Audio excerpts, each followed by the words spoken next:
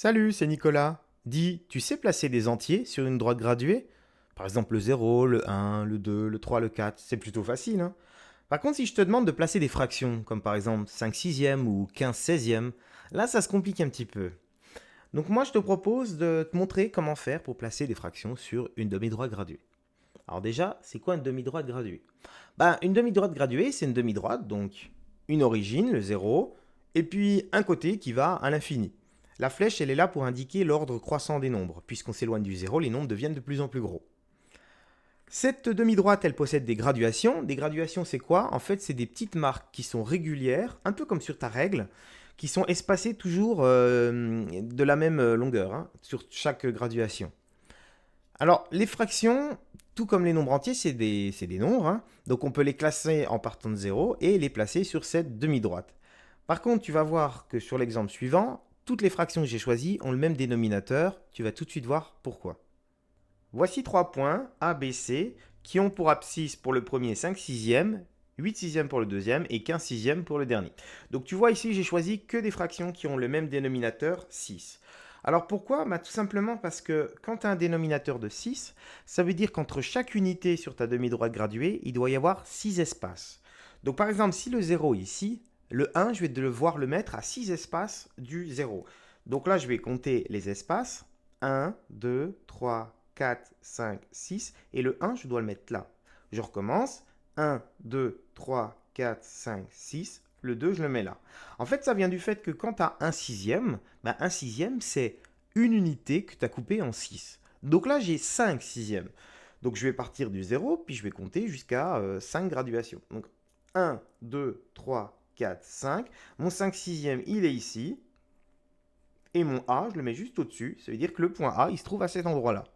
De la même façon, le 8, il va se trouver à 8 graduations du 0.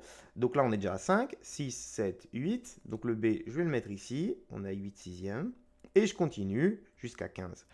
Alors on peut aller un peu plus vite, puisque on sait que l'unité ici, elle est découpée en 6. On peut compter de 6 en 6 pour aller plus vite. Donc là, par exemple, de 0 à 1, il y a 6. Jusqu'à 2, il y a 12, hein, 2 fois 6. Donc là, on est déjà à 12, 13, 14, 15. Et donc là, je vais mettre 15 sixièmes, le point C. Voyons voir un autre exemple où les points sont déjà placés. Ici, on a une demi-droite graduée sur laquelle on ne voit pas l'origine parce que le début a été effacé. Par contre, on voit l'unité 5 et l'unité 6. Ce qu'il faut savoir, c'est que lorsqu'on commence à faire un découpage sur une demi-droite graduée, il faut que ce découpage il se poursuive sur toute la demi-droite graduée du début jusqu'à l'infini. Donc là, je vois qu'entre le 5 et le 6, j'ai 1, 2, 3, 4, 5 espaces. Je compte bien les espaces. Ça veut dire qu'en fait, cette demi-droite graduée, elle est coupée en cinquièmes. Donc je sais déjà que l'abscisse du point A, l'abscisse du point B et celle du C, ça va être des cinquièmes. Donc je peux écrire ça. Ça ne me coûte rien. B sur 5 et C sur 5. Maintenant, comment je fais pour trouver le numérateur? Je vais me poser sur une unité que je connais déjà. Donc ici, j'ai 5 unités. Et comme je sais que j'ai des cinquièmes, je sais qu'il y a eu 25 graduations entre le 0 et le 5. Pourquoi? Tout simplement parce que comme c'est coupé en 5 et qu'on est au 5, il y en a eu 5 fois 5, 25 graduations. De la même façon, au 6, comme il y a eu 5 graduations à chaque fois et qu'on a déjà 6 unités, 6 fois 5, ça fait 30. Donc là, il y a eu 30 graduations.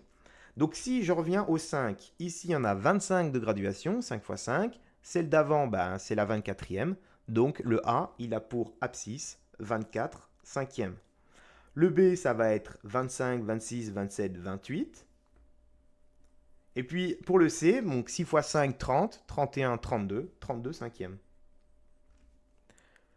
Voilà, j'espère qu'avec tout ce que je t'ai dit, tu sauras te débrouiller dans tes exercices sur tes fractions et tes demi-droites graduées. Je te souhaite bonne chance dans tes exercices. À plus!